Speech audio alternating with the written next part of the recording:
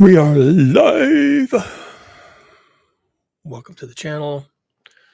The title says it all. We're going to be talking about near-term human extinction, yes or no. And the reason I'm doing this is because for maybe the last few months now, I've been noticing a fair amount of discussion, agonizing about the prospect of near-term human extinction in association with global heating and our unwillingness to do anything about that. Now,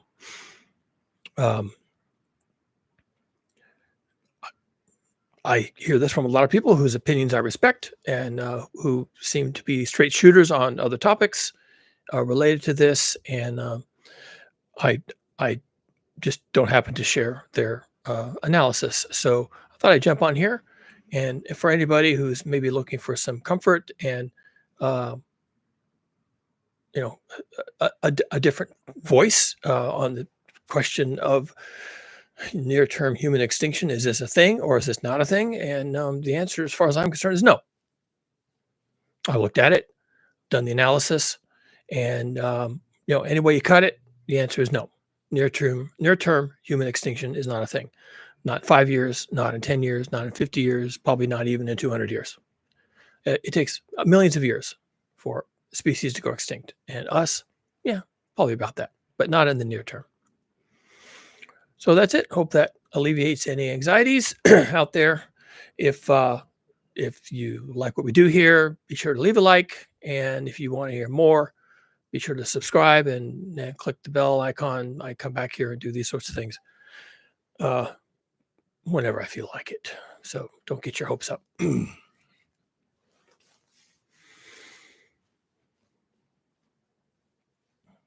Yeah, okay. So maybe there's a little more to it than that. I will happily share my analysis and why I think things are the way they are and why I don't believe near-term human extinction in anything less than the usual million years a species gets is really a thing.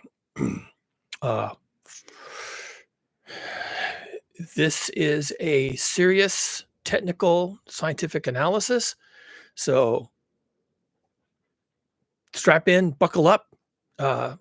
We're going on a roller coaster, okay? Everything here is my opinions. I am not a published scientist. I haven't done any scholarly works. This is not peer reviewed. This is just me being what I am, which is a down in the dirt, in the gutter, engineer, biologist, looking at things as they are. Okay. I've got some notes here, so I'm probably going to have to wear my glasses to do some of this. Where to start? So I will start with something that's also been going around for a few years now. Is scholarly work, is published, has been discussed a lot. And that is the contention that we are now in the early stages or well into the sixth mass extinction on Earth. That implies there have been 5 earlier ones, and there have been. Some people could name them all. I can name the last couple. One of them took place during what's called the Paleo-Eocene thermal maximum. About 50 million years ago, the Earth got really hot. They think it's because of a combination of large scale volcanic activity that released a lot of CO2 into the atmosphere, causing a ramp up in the greenhouse effect, followed by probably an explosion of methane release associated with the methane clathrates on the bottom of the sea. So that was 50 million years ago. The PETM led to one mass extinction, and another one just before that is fairly well understood by people, and that's the meteor, the collision that destroyed the dinosaurs. All the dinosaurs went extinct, and that was about 65 million years ago. And there were 3 others before that. They're pretty far back in time, not really relevant to what we're talking about here, but they have to do with the Earth being frozen solid at one time or twice, and another time massive volcanic activity caused problems. So, the Earth has been through these kinds of events before, and now we're in the sixth one. The difference with the sixth mass extinction, a couple of differences. One, it is not thought to include humans. It is thought to include all the other species of life on this Earth, and it is caused by humans by and large. Uh, if you got a background of biology, then you'll understand the importance of habitat loss.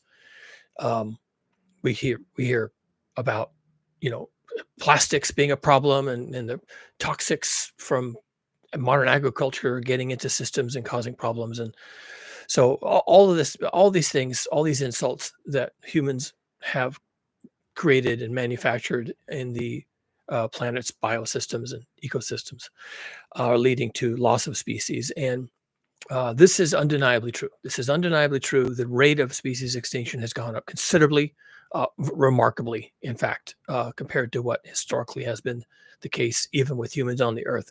There's something about what we are doing now that is causing massive problems. One of the things that we are doing now that will cause more massive problems and will contribute to the sixth mass extinction is global heating. Global heating changes habitats. It dries up wetlands. It creates hot areas. It creates torrential rains. Creates all kinds of climatic shifts where habitat is lost. Maybe it moves somewhere. Maybe it moves further north, but it doesn't matter. The plants and animals can't move with it, so the biome ends up being reestablished someplace else. But the plants and animals associated with it, where it was before, are lost, and they can't make the transition. Maybe humans can help with some of this stuff, and help reduce some of the impacts of the sixth mass extinction, since we know it's happening because we're causing it. But probably we won't, right? Probably we won't. I tell my wife whenever the topic comes up, I say, yeah, I just need to remind you once again that every charismatic species of animal and plant you can name will go extinct. So start at the top. African elephants, giraffes, rhinos of all kinds, wildebeest, right? uh, all the things that David Attenborough ever did a documentary on, plus all the things that Jacques Cousteau did a documentary on. So the great white sharks, the mako sharks, sea turtles, everything, pretty much everything you could, humpback whales, blue whales, fin whales, almost anything you can name. You sit down and just think really hard. What have I ever heard of? All those things are going to go extinct. Everything big enough to have a name that you would recognize. Everything you ever saw in the zoo. Everything you ever read about in a book, everything you ever saw on a YouTube video, everything that was ever photographed by someone with a camera who was interested in doing that. Okay. Every single thing that you can think of or imagine or remember will go extinct. That's what happens during a mass extinction. Probably we will have a lot of smaller species that survive, things that get overlooked, things that are flexible in their habitat requirements, and of course all the urban varmints that we are familiar with. So, wharf rats, squirrels, uh, pigeons, raccoons, possums, skunks. Those folks will also be fine because they're riding our streetcar, right? They're going with us where we're going, and and probably they'll be okay. So yeah, the good news is the urban vermin will be fine along with us, and some people would claim that we are urban vermin. So yeah, well played. Yeah, the urban vermin will probably be fine. And that's the sixth mass extinction. So, um, but that's not, nobody's really suggesting that humans will go extinct. Now, for people that are paying attention and keeping score, this is where they pop up and say, aha, but you are incorrect because human civilization requires all sorts of services from nature, including the natural part of nature. We need bees, honeybees to pollinate our flowers, and we need soil organisms. And what would the world be like without gray wolves and bison herds and herds of wildebeest and zebras? And I mean, seriously, we need these things. Humans need this stuff. And well, yeah, maybe, but we're pretty clever, and I assume that we'll have robotic zebras, or uh, CGI zebras or something, and and the flowers will pollinate themselves, or we'll have little robotic bees or something, right? Or we'll genetically engineer the plants that we like so that they produce fruits and tubers and everything else without the aid of pollinators. They'll have all the fruits will be seedless tomatoes, seedless everything, and you don't need pollinators. And we propagate them some other way, cloning or cuttings or whatever. So yeah, we'll figure it out. I trust people to figure it out. Yes, it would be nice to have all these things, but the sixth mass extinction says we can't have them, and so we won't. But we will be fine, as well as the other urban occupants. And so that's not really the issue. The sixth mass extinction, whatever you've heard about it, is not really the issue as pertains humans. When people say yes, humans are going extinct, and that this could happen in the near term, what they really mean is we are going to make changes to the planet that are incompatible with human survival. So it's not that we're going to get swept up. It's not that we're going to get swept up in the extinction snowball along with everything else, and we can't outrun that thing. It's just that we're going to change the planet so much that there's nowhere for us to live. So there's nowhere to run. Outrunning this sixth mass extinction is one thing, but if you've changed the planet completely and there's nowhere for you to go, then I guess you've run out of runway, right? And this is why people like Elon Musk are and some others, some other techno utopians are so hysterical about getting human settlements on the moon and on Mars and a bunch of other things. And maybe that happens. I don't know. I assume that the rich people are looking to save their skins personally, not even the species as a whole, but certainly their own skin. And they got all this money, and they don't want to be stuck on a planet where there's no habitable zone for humans. I mean, it's surely not. So, they've got a plan. They got a plan to go to space and whatnot. I don't know that that's how we escape extinction. I don't know they have time to do that, and I don't know that they can actually pull that off. So, I'm not going to talk about that here. This is a marginal concern. There are some people who think they can do this, and yeah, whatever. Good luck.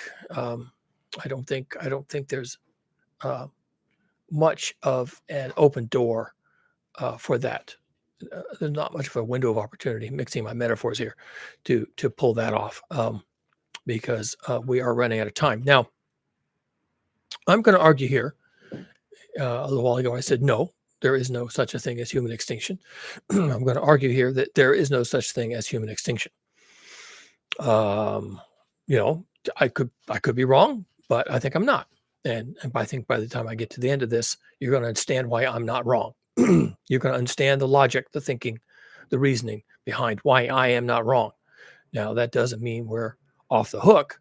And I think as I go through this exercise, you're probably going to understand that we really do have a very, very serious problem. Not a hypothetical one, not a maybe or a someday. Now we have a serious problem. And let me describe the problem for you. The problem is we're hard to kill. It's been tried. It's been tried a couple of times. One of the memes that I grew up with was the threat of a global nuclear war. That this was going to kill everyone. We're all going to die, and it's going to be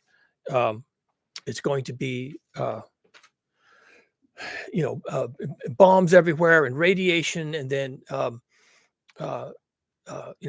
nuclear winter and a bunch of other things. We won't be able to feed ourselves. There'll be radioactive zombie landscape and all this kind of stuff. So people actually looked at that. It makes great Hollywood, of course, but people looked into this. And I want to point out something here. Extinction means is a number. Extinction equates to a number, and the number is 0. There are nobody. There's nobody. And it's hard to imagine a world where there are no humans. We have driven many species to extinction. We've done that. We've even done that. Well, I wouldn't say deliberately, but we did it. We did it. We knew what we were doing, and we didn't stop doing it. And then they were all gone, and nobody cared. All right. So was it deliberate? Yeah, kinda. We killed all the passenger pigeons. We killed all the, well, not exactly. I guess we killed all the dodo birds. We ate them, right?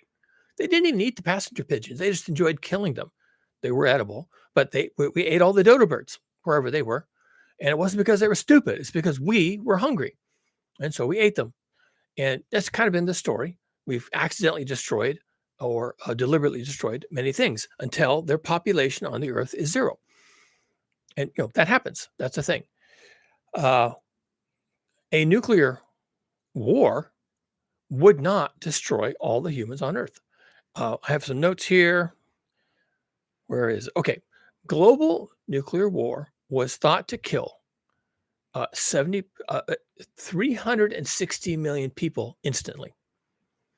This is probably old data, but a global nuclear exchange between Russia and the US would vaporize, basically instantly kill 360 million people. That's not everybody. And that's a very large number. That would be terrible. Nobody wants to think about that. That number is so big that most people probably would imagine themselves being one of those people, right? That's a big number, especially since the exchange would be between the U.S., Europe, and Russia. So that's a lot of people that live in those places, and they're people they're your family, they're your friends, they're your colleagues, and so you would expect to have severe losses. But it's only 370 million people, so what about it, right? It's not extinction. It does not leave no people. It just leaves a lot of people feeling really bad about the situation and really scared, but they're not extinct. And then if you add in the theoretical possibility of a global winter, nuclear winter caused by a global exchange of nuclear weapons, where crop production fails, and of course cities fail, and um, supply chains break down, and global shipping breaks down completely, and people are scrambling around for food, and then maybe you get another 5 billion people who die. But hey, there's 8,000 million people on the earth. That's 8 billion people on earth, and that's a lot of people, and you can kill 5 billion of those 8 billion, and you still end up with 3 billion people, and that's not zero. So that's global nuclear war. You don't get an extinction event. You just don't. I mean, it sucks. But is it extinction? That's the topic today. No, it's not. Uh, the Black Death. The Black Death took place over a number of centuries, from about, I don't know, the year 1100 up to maybe the 14 or 1500s, right? And it was a big deal initially, and then it became less of a big deal. But it killed a lot of people, and estimates vary. But people were keeping records in Europe, and they, according to the records, there's evidence that entire villages were wiped out. And when they do the math and they look at all the places that were keeping census figures and all the people that died and all the records of how many burials there were and how many people reported, losing most of their family and these kind of things, they figured maybe anywhere between 30 and 50% of Europe died due to the Black Death. Black Death was really contagious. It had a mortality rate close to 100% in many cases. It was really easy to get it. It was just a flea bite, and no technological requirements of any kind. It's just rats and fleas, and everyone who got the Black Death pretty much died from it. Again, whole villages, whole families, major urban areas. Now, it didn't affect Africa. It didn't affect the New World. It didn't affect East Asia, just Europe. But half of Europe died. That's not an extinction event. And even if you had a extremely virulent a disease today, probably a virus, because bacteria can be treated, but viruses can't really be. And there wasn't a vaccine for it, and it spread like crazy, and the fatality rate was 100%. You still wouldn't have an extinction event. There's just always going to be lots of people who are either far away, never got it, or they're living in isolated areas and didn't know there was a disease, and pretty soon the disease burns itself out, and they were like, "What happened to the world?" But they're not extinct; they're doing fine. Didn't affect them at all. They just go home and say, "Well, that was interesting," and they go about whatever they were doing, not extinct at all. So it's really hard to make humans go extinct. Uh, the event that caused the dinosaurs to go extinct was a large meteor that struck the Earth and changed global weather and climate conditions so drastically that all the dinosaurs, and really all of everything that was very large, including large things that lived in the sea, couldn't feed themselves, couldn't reproduce, couldn't survive, and they died. They all died. but life did go extinct. And of course, when the dinosaurs went extinct, that made room for mammals and eventually for humans. So, extinction is really tough. Extinction is a really hard thing to pull off. And and as far as humans are concerned, it's been tried. It's been tried. Well, we don't know what happened, but we know from looking at um, genetic complexity in humans, which we have now models of our genome. The scientists can calculate that about 70,000 years ago, humans have been on Earth as a species about 200,000 years. Some say a little longer, but about 70 or 90,000 years ago, there was what we call a genetic bottleneck. Now, a genetic bottleneck means that the die off is seen in our genetics, and I don't want to get into it much, but I will say that if you have a broad population and there's a lot of genetic variation in them, then that means that population, that species has been around a long time, long enough for random mutations to accumulate and spread slowly in the population. But if you're looking at a population and they don't vary by very much, and their genomes are all pretty much the same, just small differences here and there, then that suggests that that population has not been around for a long time. I don't mean the individuals. I mean that type of organism, that population of that type of organism has not been around for a long time. And by looking at the human genome, which has now been mapped across the planet, we have most variants of the human type now in the databases, and they can analyze it and they can look at them for variations. And the amount of variation is small enough to be to indicate that we were once very few people, probably a few families, a few tribes, maybe of individuals who were all that represented humanity on Earth about 70,000 years ago. Humanity being Homo sapiens. There were Neanderthals, and there were probably other Denisovans. Who knows what all was trundling around on the planet? But for humans, we got reduced down to a very small population of anywhere between 2,000 um, breeding individuals and maybe 10,000. So that's a bottleneck. That's a genetic bottleneck. It suggests that we could have gone extinct. Clearly, we did not, because ta-da, here we are. And whatever you want to say about humans, uh, we're all different skin colors, different cultures, different languages, whatever. Nevertheless, fundamentally, we're all essentially identical. The amount of variation, um, you know, between the different types of humans is negligible. So virtually nothing. And take from that what you will. It's true. Cheetahs, for example, are another type of genetic bottleneck. Most cheetahs in Africa are essentially clones of each other. And that's because they went through a very, very tight bottleneck. Who knows? There might have been 4 or 5 breeding pairs. And yet they did not go extinct, and they are able to expand out from that. And now there are lots of cheetahs. Cheetahs are not particularly endangered in Africa. There's plenty of cheetahs, but they're all clones of each other. They're all identical, essentially. They're all identical because that branch on the tree of life has not been around long enough to have accumulated variations that you can read in the genome. So extinction is tough. And humans, we did go through a bottleneck. It was significant, and here we are. Here we are. So we've been here before, and I would like to suggest we're going to go there again. We are going to have a non-extinction event, because we don't go extinct. We don't do that. Other animals do that. We don't do that. Why? What? We're too smart? We're too mean? We're rat bastards? I don't know what our characteristics are, but we don't do extinction. Okay. So you could stop here and go about your business and feel great about that. Or you could stay here and you could get the bad news. First, we have to play a numbers game. So this is the part where you have to strap in, because I'm going to be throwing some numbers at you. Again, extinction, it needs to be repeated. Extinction means that 100% of a population has vanished. All of it. All the individuals that represent that species are gone.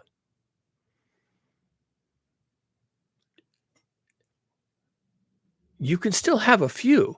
Let's say you had, but that species might be functionally extinct. You could have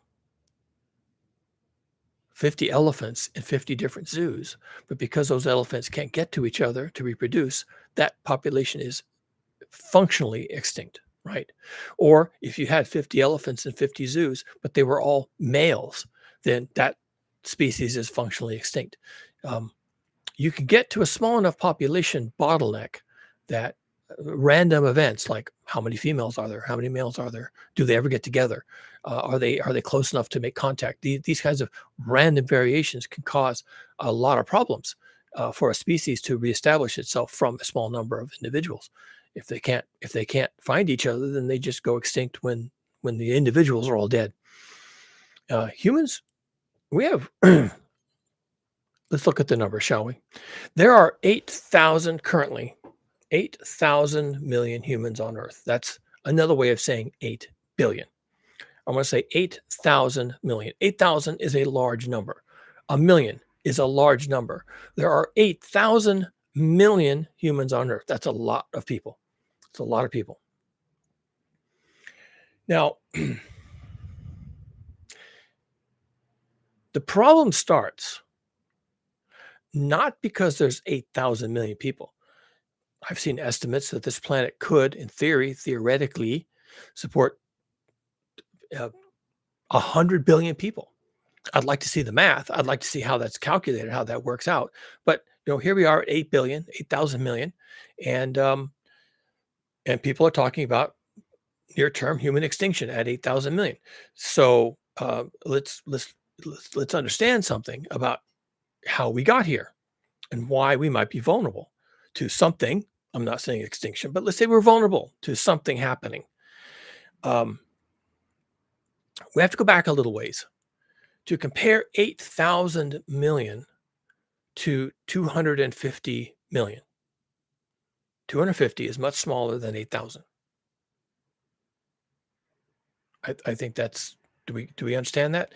$250 is different than $8,000. Okay. 250 people coming to a Taylor Swift concert is different than 8,000 people coming to a Taylor Swift concert, right? We agree? These are very different numbers. 250 is the number of people that this planet could support prior to industrialization. 250 million people. You go back and they can survey great civilizations. The Egyptians kept census records, and the Hittites did the same. And because they were taxing people and they were inducting people into their military, and they were, getting tithes from villages to pay into the local religious temple coffers and whatnot. So they kind of knew. And they reported these things. And plus, we can estimate from the size of a city. We kind of know how many people live there, and we sort of know how many big, great cities there were in the world at one given time. And so, scholars, people who study this stuff and do a good job, have said, that through their estimates can get anywhere from 200 million to maybe 280 million people, and the variation is about what you would expect. A plague comes through and kills a bunch of people, or there's a big war and a bunch of people kill each other, or there's climate changes that cause a bunch of people to die of starvation or whatever. And so then the number varies, but there's no part of the world that ever did particularly poorly all at once. When the Europeans were dying from the Black Death, the Chinese were not. And if the Chinese were at war with a bunch of people, where the Egyptians were not. And so there's always some part of the world that's doing pretty well. And overall, on the average, you get 250 million people. Now, it's important to note that those 250 million people were living on sunlight. Sunlight. They were. All the energy that they had access to came from the sun. And that's just a fact. The Earth has some of its own energy stored in the molten parts of the Earth, in the mantle and the core, and that energy sometimes bubbles to the surface as magma or other types of heat, steam, and things like that are created by magma domes. But as a rule, we don't really, or at least not historically, have made much use of that energy. We use it to heat water, and generally, if there's a warm spa someplace, a warm spring, it's because there's magma down below that's heating the water and it's bubbling up, and then you can enjoy the hot water. So even primitive people had hot water if it was coming up from these hot springs. But by and large, we lived off the energy of the sun. And the way that happens, people don't think about this too much anymore, but the way that worked and the way that was established, a billion years ago, is that plants collect the sunlight using photosynthesis of various forms. And they then, having collected the sunlight, they then uh, utilize atmospheric components like CO2, carbon dioxide, and uniting the two, they can make their own food. So they can make their own food, and then they can consume it. They're basically consuming sunlight, but they're doing it through the route of fixing carbon into long chains. And then when they break those chains down later, they get the energy back out. So plants eat sunlight. Plants eat sunlight. And that's how the whole food chain begins, is plants eating sunlight. Algae eats sunlight. Kelp eats sunlight. Pasture eats sunlight. Trees, grains, uh, ferns, liverworts, they eat sunlight. And the animals come along and they eat those. And sometimes we come along and we eat those. We eat plants. The animals eat plants. And then, and this is all sun's energy filtering through all these pathways.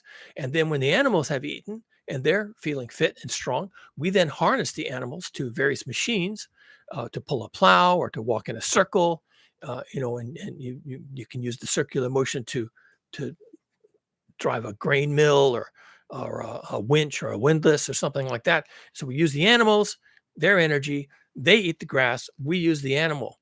And sometimes, frequently enough, we eat the animal. So we then get the sunlight indirectly from the animal, which got the sunlight from the plant, which got the sunlight from the sun. So it's all solar powered. We talk about solar power today, but it's always been solar power. You want to buy solar panels and put them on your house and charge your electric vehicle. Now you're dealing with solar power, but you're dealing with solar power when you eat an apple. You are now powered by the sun. That's what the apple's for. You eat the apple, you get the energy, and now you go for a walk, you go for a run. That energy came from this apple, which got it from the sun. That's how it works. So for, the 200,000 years that humans, Homo sapiens, have been on the planet, we have been solar powered and remain so to this day. That's why you eat. That's where your energy comes from. That's in your food. More recently, we have added to that by harvesting ancient stored solar power, which we extract from fossil fuels, generally by burning them. Fossil fuels, coal, oil, and natural gas, are made from plants. They are. You can go into a coal seam, pick up a chunk of coal, crack it open, you can see the leaves, pine needles. It's all there. And the energy in a lump of coal is sunlight. It came there through plants, and the plants were stored in the ground, mineralized, and later on we pull them up and we set fire to them. So even when you're working with coal and oil and natural gas, it's solar powered. All that energy, you put in your gas tank of your car and race down the road at 100 miles an hour, that energy came from the sun. That's where it came from. It didn't come from the ground. It's in the ground because the plants got buried and mineralized, and then we came along later and dug them up. So but we don't call it solar power, even though that's what it is. We call it fossil fuel power. We call it fossil power. And it's a useful distinction because for much of our, I guess I want to say modern, meaning the last 12,000 years or 8,000 years, for much of our modern history, recorded history, we lived on solar power directly from the sun on a daily basis. That's where our lighting came from. When it was sunny, you would go outside and work. When it got dark and the sun went down, you'd come back inside, right? That's how we patterned our day. And we ate the plants and we ate the animals.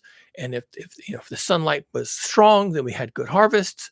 And if the sunlight was weak because of whatever volcanic activity or something, then maybe we didn't have much food, right? So we were eating sunlight, and we were dependent on the sun in the sky without clouds for a good growing season. Not too far north where it's 6 months of night and 6 months of day. All these conditions such that we could live on the sun, daily input from the sun, until we discovered fossil fuels. Then we started digging up sunlight and living on that. The problem with that was that it releases CO2 into the atmosphere. More on that in a bit.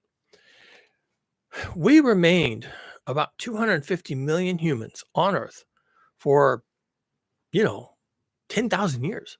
It didn't vary very much. It was pretty much a constant. In the year 1700, which is, fairly far along now, right? The estimate is that we were 400 million. So the number was starting to edge upward, but you can kind of guess why. We were using metals. We had a lot of modern tools. Um, we had been breeding animals, horses in particular, to pull a plow, and we had metal saws and axes to cut down trees efficiently. We could really push ourselves further and further into the habitat around us, and more efficiently, and build better homes, and do everything faster, and ride further, and pull heavier loads using wheels and wagons, and all this light industry, barrels and full of things, and transporting, and then of course the sailing ships everywhere. And we discovered tea and black pepper in India. And now it's all coming back to England. And we were in year 1700, we were already industrializing. We were still living on wood, which is, it's a plant, right? Plants get their energy from the sun and carbon dioxide combined to make wood. So we were still living essentially a solar life. We were living a solar life. Men and women worked during the day and went home at night, and they stopped working. They weren't up like I'm up now with electric lights and all this kind of stuff. The only ones that had lights after dark were the lords and ladies with their manufactured candles or oil lamps or something like that. Not everybody had that. So, but we were beginning to industrialize. So about the year 1700, we were up to 400 million people. And about that time, we started to cut down all the forests that we had access to in Europe and the UK, England at the time. And they cut down all their trees. They made the cities, bridges, ships, carts, wheels, everything was made out of wood. And they cut down so much wood that the English had to send ships to the New World and set up these colonies, at least in part, to bring logs back to England so that they could continue to use wood, because they had run out of wood. They were experimenting with planting all kinds of different trees, introduced trees to try and get trees to grow fast. And I don't know what all they were planting. They planted some trees that they discovered in North America that they thought would grow really fast and really well, so they could again have wood for all the things they needed to make using wood. So about the year 1700, our numbers were increasing, and we were beginning to impact the planet even back then. But it didn't really take off. This whole thing of, well, now there's billions of people. This part of the circus act didn't start until we started digging up fossil fuels. And why is that? Because that freed us of the limits of daily solar input. Daily solar input. The amount of sun falling on the pasture is what the cows can eat. If the cows have enough food, then you can hook a cow up to a plow, and the cow will plow the field next door. And if the cow is weak and sick because there's not enough food for it, because there's not enough sunlight, then you can't plow. You just can't. The animal won't do it, or it's not efficient, or the animal gets sick and dies, and now you can't plow at all. So if you're going to manage your animals and keep them healthy, then you really need a lot of sunlight to make the pasture green. You need rain. You need to manage the pasture. You can't have too many cattle on the pasture. And all this has to work for you so that you can go out at dawn and plow the fields and come in at dusk. All right. All that has to work for you until they discovered fossil fuels. And fossil fuels are stored solar energy. They're like little batteries. A little lump of coal, you can set it on fire, and you get heat from that. And you don't have to go dozens of miles to try and find the last tree from the last forest to cut down for your firewood. Coal, it's you just dig it out of the ground. Once you dig it out of the ground, you can put it on carts and cart it this way and that way. And the coal producing regions became quite important and very wealthy as a consequence. And of course, that also gave rise to steam. The first steam pumps were about emptying the coal mines of the water that was accumulating in the coal mines, and then steam engines with locomotives and ships had steam boilers that would run the propeller screws. They didn't need sails anymore, and all this stuff took off. And after the year 1700, our population began to increase, in part because there's more food, in part because people didn't have to work so hard. There were machines that could do the work. People lived longer. A lot of the mortality associated with earlier centuries was associated with just working yourself to death. Working yourself to death. You just work so much trying to get food, clothing, and shelter. You just worked yourself to death. And men would live to 45, 50, and that was about their life expectancy. Women would have lots of children. Families of 10, 12, 15 were not unusual. And women would die in childbirth.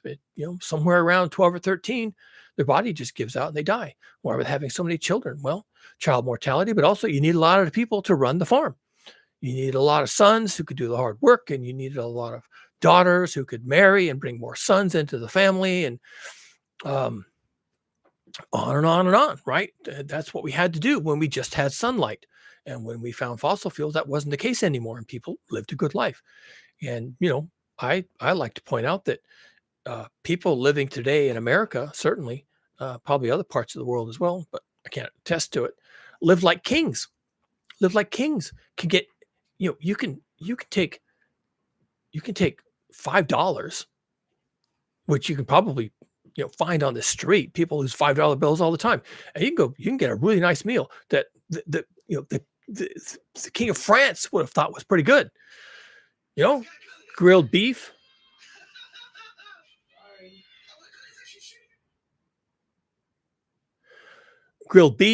fresh bread, fresh vegetables, tomatoes, lettuce. They didn't know about those things. That was an amazing meal. $5, you go down to the local burger joint, pick up a burger. We live pretty well, and almost nobody dies of starvation. Almost nobody's worked to death. We're doing really well, and because we're doing really well, lo and behold, we're no longer stuck at this 250 million number. We're at 8,000 million. 8,000 million humans. 8,000 is a big number. 8,000 is a very large number. Some people will tell you that's too many people for this earth. This earth can't support 8,000 million people. 8 billion is too many. 12 billion is really, really too many. And 20 billion, just forget it. And other people will tell you, oh, yeah, earth can hold 100 billion people if we did it right. So I don't know. But that's not our problem. Our problem is not how many billions can the earth support. The problem is, how do we do anything without fossil fuels? I mean, we got to where we are because of copious consumption of fossil fuels, saving labor, saving mortality, saving lives, leading to proper nutrition, and of course later on with advances in technology made possible by fossil fuels. Then we had modern medicine, modern agriculture, transportation, communications, sanitation, water delivery, electricity, electric lights, telephones, ambulances, fire departments, all that manufacturing, all of that coming and going, people zipping around. It's all made possible by fossil fuels. So, you can have as many people as you have access to fossil fuels. And people have been pointing out, rightfully so, that access to fossil fuels is getting harder and harder. But we'll innovate. We'll frack even better than we're fracking now. And there's even more coal in the ground than we've discovered. And we just have to, be willing to deal with the consequences of burning coal. Well, the problem is, of course, burning fossil fuels has increased the amount of CO2 in the atmosphere. And that's a thing. That's a thing. We haven't had, we're at 424 parts per million in the atmosphere of CO2. We started out probably at about 280, maybe 300, probably not even 300. Historically, for the last, 5 million years at least, it's been bouncing around between 100 50 parts per million, and maybe 250 parts per million, well below 300. Now we're at 424. That's us. We did that. Humans did that by burning fossil fuels to make our lives easier and decreasing mortality and increasing reproduction and increasing quality of life. Not a bad thing. Innovation, not a bad thing. I like the internet. I like my fresh vegetables at the Safeway or the Trader Joe's. I like all that, made possible by fossil fuels. And that's why we're at 8,000 million instead of, say, 250 million. That's how it happened. Fossil fuels. Now, the problem with that is the CO2 emissions. We haven't found a way to burn fossil fuels without emitting CO2. It's very expensive to do one and not the other. They've never really figured it out. Honestly, they've never figured it out. There are maybe a couple of places where they can leverage technology and local conditions so that they can take the smokestack emissions from a coal-fired power plant and stuff it into the ground, into a cavern that's nearby. And yeah, okay, that works. Yay, golf clap, but they haven't really solved the problem globally. And what are you going to do about all the CO2 emissions from the mobile sources? Airplanes, automobiles, cargo ships, trains, 18-wheelers delivering groceries. There's no cavern where you can stick all that. So what are you going to do with that? And they'll talk about direct air capture, and they'll talk about all these things that they plan on doing, and it's all this happy talk. But the problem is, almost certainly, the problem is going to be, we have to admit it in time, we have to stop burning fossil fuels. And this is where people say, yeah, we have to stop burning fossil fuels. And if we don't stop burning fossil fuels, the earth is going to get so hot from the elevated CO2 levels that there won't be any place we can live on the earth. Therefore, we have to stop burning fossil fuels. Oh, but if you stop burning fossil fuels, then how are you going to feed people? How are you going to grow the crops, using artificial fertilizers and artificial irrigation and tractors and plows and all this kind of stuff? And then how are you going to harvest them with a tractor, and how are you going to transport them on a truck, and how are you going to process them at the the food processing plant? And how are you going to move the processed materials, and how are you going to store them at the store in the freezer, and how are you going to get the customers to the store to buy the food without fossil fuels? Because you can't. It's all done with fossil fuels. And it is. That's true. That's absolutely true. And and you could say, and that's why we can't stop burning fossil fuels, but we must. The planet is going to get terrible. So, on the topic of human extinction and remembering that we used to be 250 million humans, so that's kind of what this planet can support. Let me run through some numbers here about where we are and what has to happen for us to get to something that looks more like what this planet historically can support without fossil fuels. Okay. Now, all of this is theoretical, but you have to roll with this. You have to think about this. You have to wrap your head around this and have and evaluate this, you know, in concert with your values. How do you value human life? How do you value technological civilization? How do you value all the cultures of the world and all the peoples of the world and all the diversity, however little there is of it, but there's something out there we want to keep, okay? Because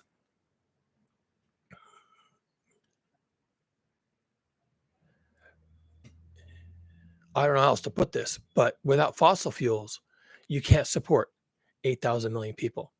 So let's look at some numbers. The same extinction level event that destroyed the dinosaurs destroyed 70% of life on Earth at the time. That's a lot of death, okay? If we had a 70% die-off of humans right now, just the humans, not the other things, just us, that would still leave 2,400 million, 2.4 billion people. A 70% die-off, which is, in concert with what happened during the extinction of the dinosaurs, would still leave 2.5 billion people. So, 70% would be atrocious. No one even wants to think about a 70% die-off. If we got hit with our meteor from space and we had a 70% die-off, that would be terrible. That would be 7 out of 10 people. A family of 10 ends up being a family of 3. That would be horrendous. But that still leaves 2.5 billion people. That is not an extinction event.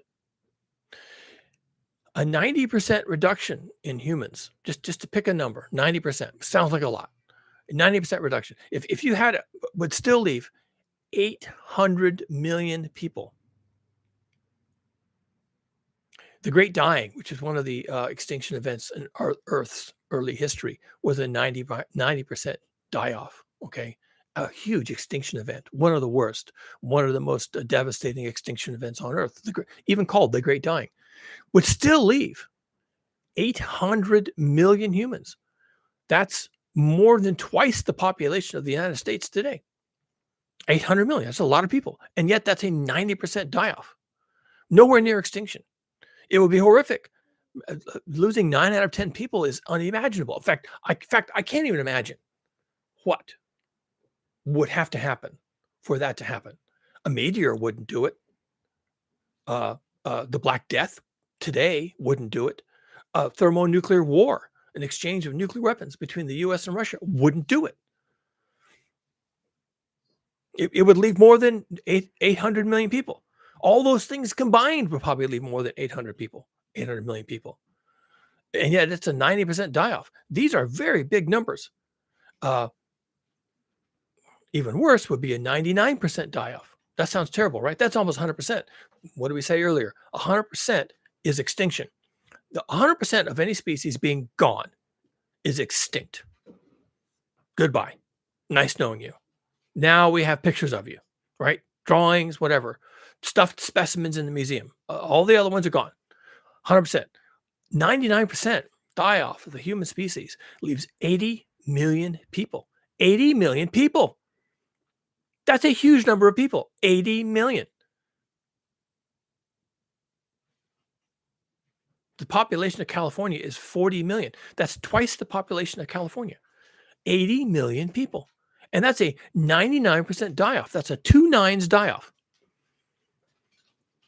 So while we're on a roll here, let's just look at 3 nines. 99.9% die-off of humans. That's horrific. That is like unimaginable. That is what? What are you saying? Your camera's not on. I don't know, because I'm not seeing anything. You're interrupting me? Don't worry about it. If I wanted you to worry about it, I would have said so. Wife. 99.9%. That's pretty close to 100% die-off, isn't it? 99.9. That's like so close. That must be it, right? Now they're gone. All humans are gone. It's a 99.9% die-off of the human species. And so that's it. We're done, right? We're just finished. That's 8 million humans left. From 8,000 million to 8 million. That's a 3 nines event. I can't, it's hard even to imagine what that would be, right? How many Black Deaths is that? How many meteor impacts is that? How many times do we fight the global nuclear war, one time after another, to get to a 99.9% die-off? Seriously, can you even think of anything that will do that? Oh, actually, I can. But let's continue. 4 nines die-off, 99.9%. That's virtually 100%. Nobody would write that many nines. They would say 99.99%. Okay, that's 100. Let's just round up. Let's round up by 1/100th of a percent, and we get 100%. But it's not 100%, and it leaves 800,000 humans. A 99.99% die-off of humans from 2,000 million humans still leaves 800,000 humans. That's the population of a good-sized city. And, if you want to divide it up evenly, if you wanted to have 100 good-sized cities, if you want to have 100 cities, you're going to have 800,000 humans spread across 100 cities. That's still 8,000 people per city. That's a big city. 8,000 people, that's big. There were times when the great cities of the world, pick one, Berlin, London, Cairo, didn't have 8,000 people. The biggest cities, that we came up with didn't have those populations. And yet that's from today's levels. That's a 4 nines die-off, 99.99%. And by the way, we're still not at a bottleneck. The bottleneck the humans went through 70,000 years ago or so was maybe 2,000 individuals. 800,000 is not there. Okay, how about a five nines die off? 99.999% of the human population is gone. That's 100%, right? No, it's not. It's not even close because that still leaves 80,000 people. Now, that's getting low. That's getting low. And if those people really are scattered across the planet and it's just a complete crapshoot as to who gets swept up into the die off, then you might have a problem with there not being enough people in contact to form, family units, villages, minimal viable human settlements, and you might have a problem. That could be a bottleneck. 80,000 people spread across the planet could be a bottleneck. Um, it's more likely to be a bottleneck because we are spread across the planet. And if we were to suffer a globe shattering event, or maybe a dozen globe shattering events all happening close to each other in time, then we would be so scattered around the planet that 80,000 people might not be able to make contact, might even have a problem. So, yes, that could be a problem, but that's a 5 nines extinction event. 99.999% of 8,000 million people get you to 80,000 people. And if you want to talk about a real bottleneck, the kind of thing that we actually did experience according to the best science on the subject, that would be a 6 nines extinction event. 99.9999%. It's just a gnat's eyebrow off of 100% still leaves 8,000 people. And that's about in the range of the last time humans had a bottleneck. And it's worth pointing out that the last time Homo sapiens went through a bottleneck of that scale, we bounced back to this, all of this. Okay? We are hard to kill. And even when you are successful killing us, we're hard to keep down. We just don't do that. We don't do roll over and die. We don't do that very well. It hasn't worked so far. And I don't think it's going to work now. A 6 nines extinction event, near term extinction event for humans, still leaves 8,000 humans. So, no, I don't think so. Near term human extinction? Oh, I don't think so. No, I don't. We've been here before. And there are so many more of us now that I just don't see it. Now, I'm not saying that triumphantly because, in fact, there are worse things than extinction. If we all went extinct, then there would be nobody afterward to feel bad about it. There'd be nobody afterward to pick up the pieces and ask what happened. There'd be nobody afterward to point fingers if we all went extinct. And this discussion never happened. And this microphone and this computer and this internet and these lights and this drywall and the blinds on the windows never happened. And the universe is none the wiser if we all go extinct. Well, what if we don't? And what if the reason for a die-off is us?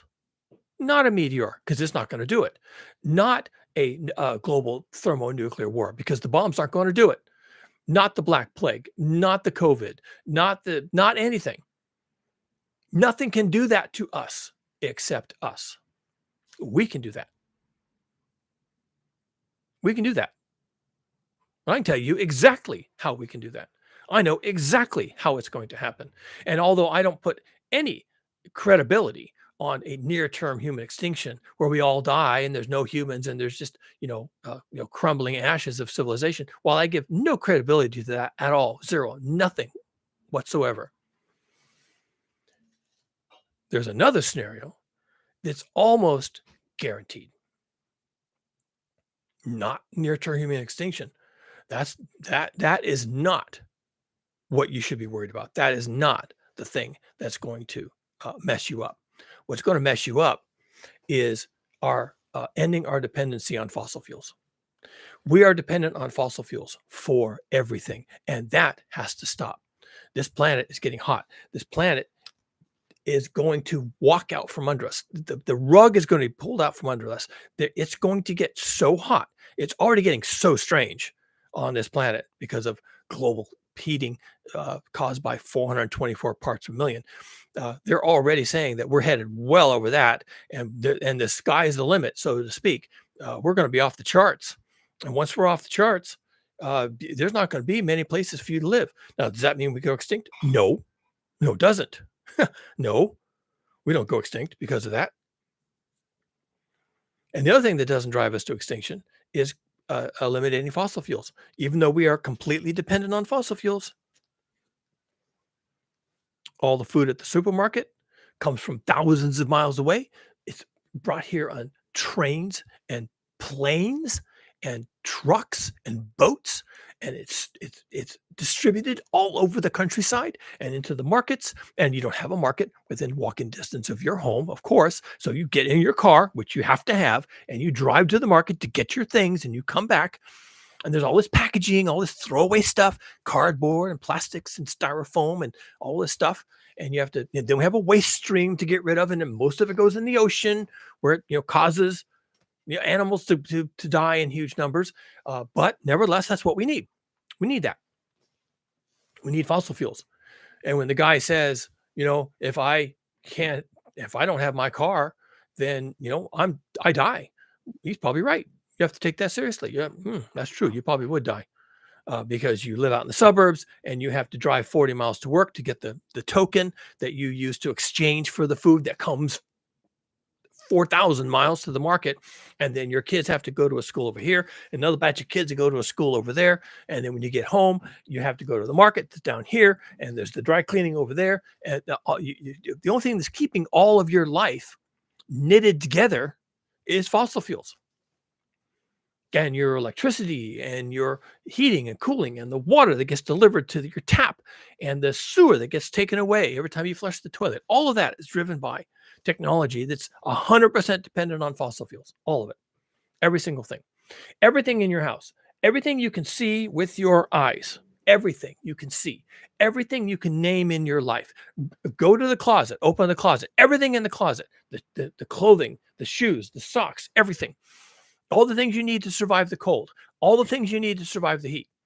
And while we're at it, the refrigerator, the air conditioning, the water heater, everything that you rely on, everything you can name, everything you can touch, everything you've ever touched, every thought you've ever had, every single thing everything you've ever done in your entire life, from the time you were born in a hospital, hooked up to a respirator, everything you've ever done, including your first breath, was dependent on 24/7 application of cheap fossil fuels.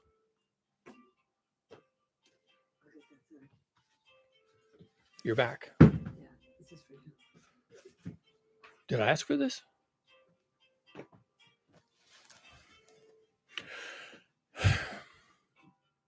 And that has to end, because if we don't end our dependence on fossil fuels, the planet is going to get hot. It's going to get hot. It's going to get hot like people can't imagine. Now, I can imagine. I'm not regular people. I'm an engineer. I'm a biologist. I've been paying attention, and I know how hot it could get. And there are some places on this earth that are becoming uninhabitable. Now, uninhabitable does not mean extinction of the human species. We are 8,000 million humans. And there are a lot of people who are living in places that are still habitable and probably would be into the future. It's going to be fewer and fewer people who can find those habitable places, and fewer people who can fight to keep them. And you can extrapolate this out. It's going to be the rich people, the politically connected people. What does that mean? The people from Europe, the people from America, right? The NATO nations, people with groups of people with modern militaries, and the ability to take things from other people who don't have modern militaries. And so, as our reliance on fossil fuels continues to destroy our habitat and make the world smaller and smaller every year, there's fewer places where we can live, or the places we can live move into places where we don't currently live. And so there's this fight to recreate what we have now somewhere else. Okay. And the lower half of Florida will be underwater. They're already having daytime floods. The lower half of Florida will be underwater. What are those people going to do? What, 10 million people down there, 20 million people down there? I don't know. Where are they going to go? Who will take them? Who wants them? How are they going to get there? How are they going to start over? I don't know. But I tell you one thing, the wealthy will figure it out. They'll have the means. They'll be able to take what they want, take what they need, leave people dispossessed, and move in. They can do that. And that's where we have this discussion about what is a likely scenario for humans who don't have fossil fuels. When they cut off the fossil fuels, because that's what they will do, the wealthy don't care. The rich and the powerful and the influential don't care about the rest of us. They just won't. They care about where can they live. And if it means cutting off fossil fuels to the rest of us so that the planet is still habitable for them, then they will do that. I don't know when they're going to do that. I don't even know how they're going to do that. We can noodle over that. I've talked about that in other videos, but I don't have to answer that question right now. They have to do that. We have to do that, or they have to do that. And if we don't do it, and if they don't do it, then nature is going to do it. Can you try to imagine how hard it's going to be to extract oil in the Saudi desert when the desert is 160 degrees Fahrenheit?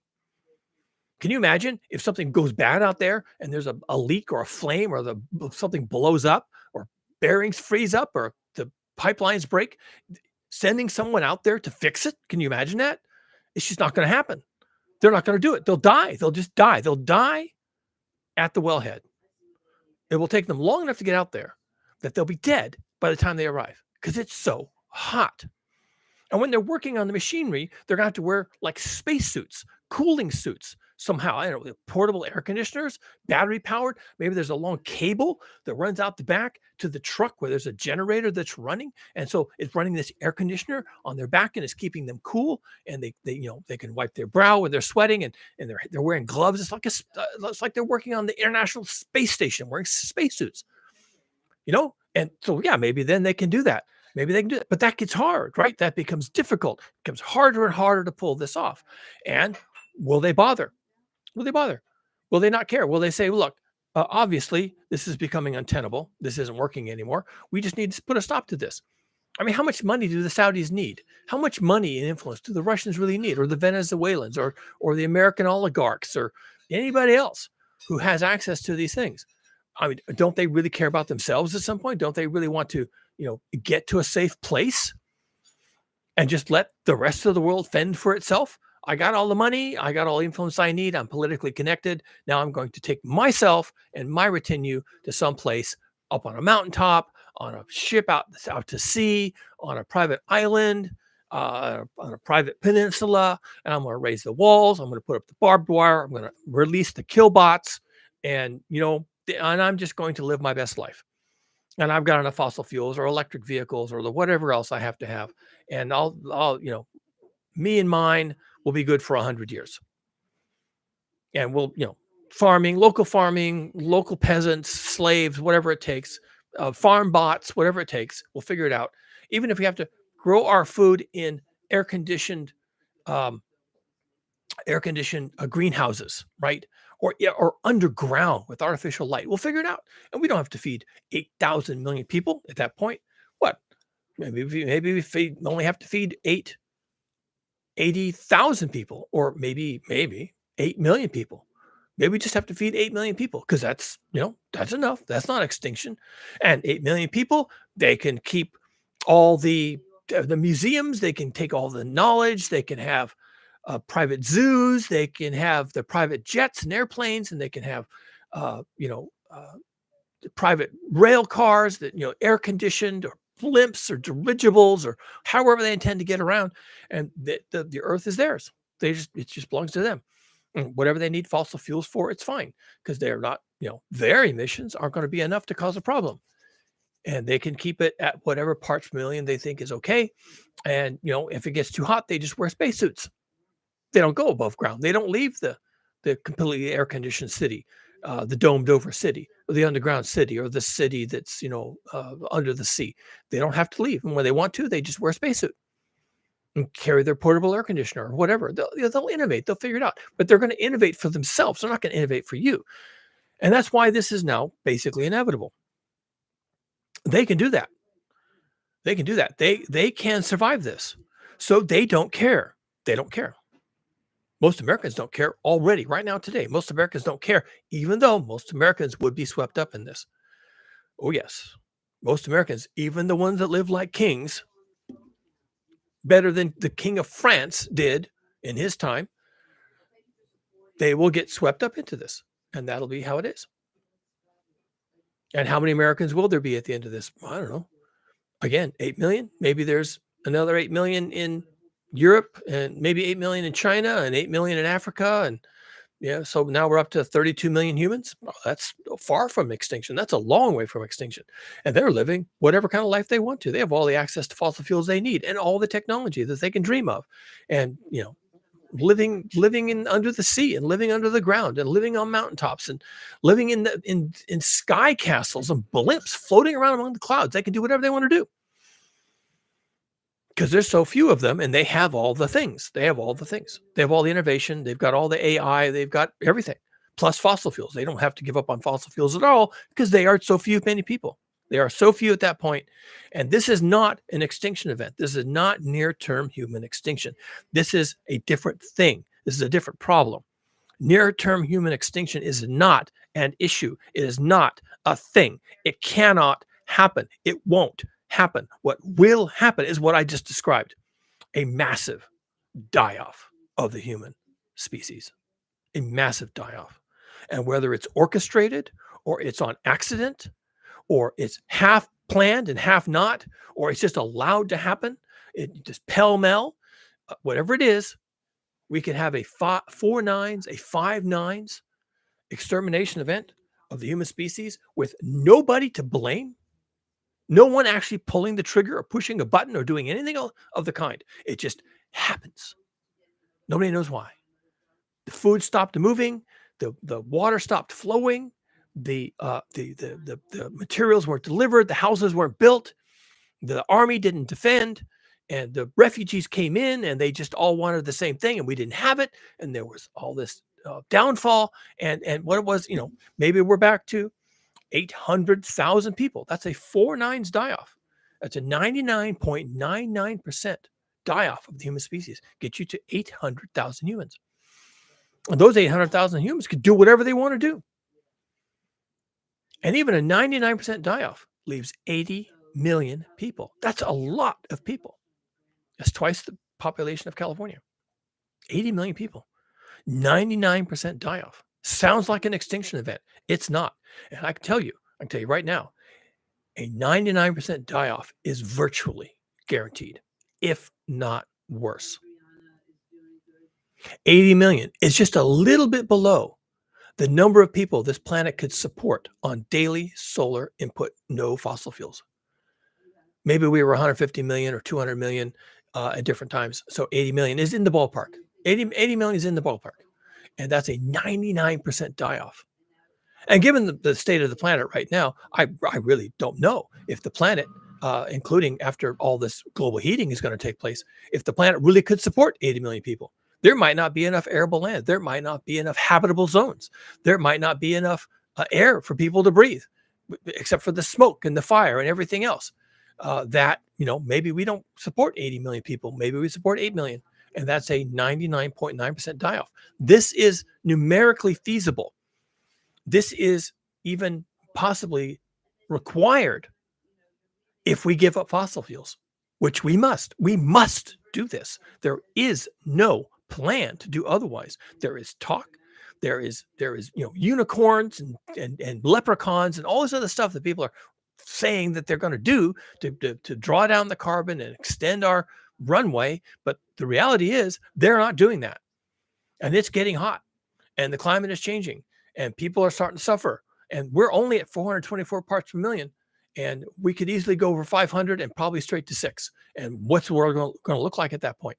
And will there be habitable zones for even 80 million humans? I don't know. Debatable. It's debatable.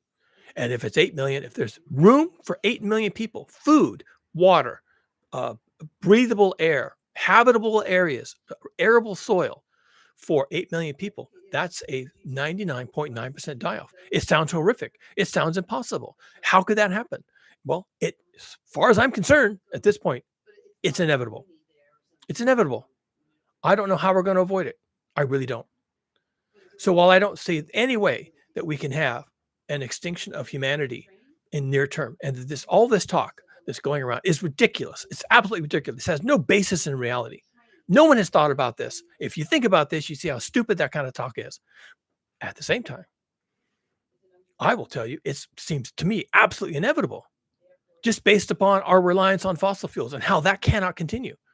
That we go back to the number of people that used to live on this planet when there were no fossil fuels and all we had was the sun and animal power and pasture and rain and sunrise to sunset. And that was 250 million people. And if the earth is in bad enough shape, maybe 80 million. And that's a massive die off. 80 million left out of 8,000 million. And that is not out of alignment at all. Probably that is absolutely inevitable. When? I don't know. I just don't know. But you need to start thinking about how you are vulnerable to that event. How are you vulnerable to a removal of your fossil fuel crutches? And how are you vulnerable to massive changes in your current habitable zone? If you live in a place that's hot, what if you add 40 degrees Fahrenheit to that? If you live in a place that gets a lot of rain, what if you double the amount of rain? Can you pull this off? Can you do this? Maybe you're in the right place. Maybe you're in the wrong place. You need to think about that. I can't help you with that. You need to think about where you need to be and with who you need to be with uh, in these next few decades, maybe even two. This whole thing could come unwound in 10 years. It could. Someone could say, pull the plug. No more fossil fuels. We'll take our hit. We'll take our hit. Maybe it's a 90% die off. Maybe it's a 99% die off. Maybe it's 99.9% die off. But I saw this video of this guy he did, and he was explaining it. And that's still a lot of people. And I'm rich enough and I'm influential enough and I have the right connections. I have plenty of money. I think I'm going to be fine. So wherever I am, the JP Morgans or the Rockefellers or the Rothschilds or whoever it is, right? The Saudis or the Russian oligarchs, whoever it is, they say, I've got enough money, but I don't have a second planet. So I guess we have to pull the plug on the fossil fuels. And they do. And then the die-off begins. And I think this is absolutely inevitable. It has to happen that way. And if we don't do it, nature does it to us. When it gets too hot to pump the oil, too hot to move the oil, too hot to dig the coal, too hot to move the coal, when the machinery breaks down and the people that fix it break down and there's no way to fix it and the whole thing comes unglued because it's too hot, it's too dangerous, it's too messed up compared to what it used to be 100 years ago. It's just not feasible anymore. Then it stops. It stops. And it stops slow and then it stops fast. These things tend to take off. And it'll happen before you know it. Practically guaranteed. Human extinction? No. We don't do that. We don't do extinctions. Human die-off? You better start using your imagination.